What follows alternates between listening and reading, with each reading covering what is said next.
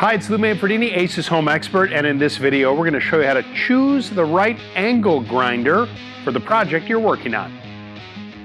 When it comes to angle grinders, there's a few considerations to take into account. First, whether you want a corded angle grinder or a cordless. Now the fact is, the cordless angle grinders have a lot of power and the portability is really convenient. Just like any cordless tool, you pop the battery in, you can take it just about anywhere.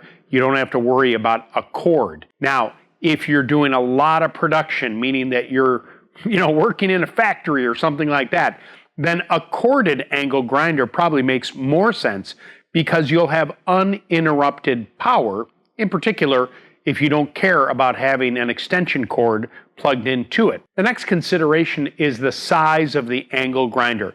Most popular are 4.5 inch, meaning that the wheel that you would use, and there's a bunch of different cutting wheels and grinding wheels you can use on angle grinders, is 4.5 inches in diameter. They go all the way up to about 9, even 10 inches, but the grinder has to be capable of holding that big of a wheel. So when you're buying it, you'll see it'll give you the dimension of the wheel, and that's the largest wheel you can put on it. But then you can choose whether you want to use it for grinding metal or grinding masonry or cutting. All different kinds of blades can go into an angle grinder. Coming up next, my video on 3 ways to use an angle grinder.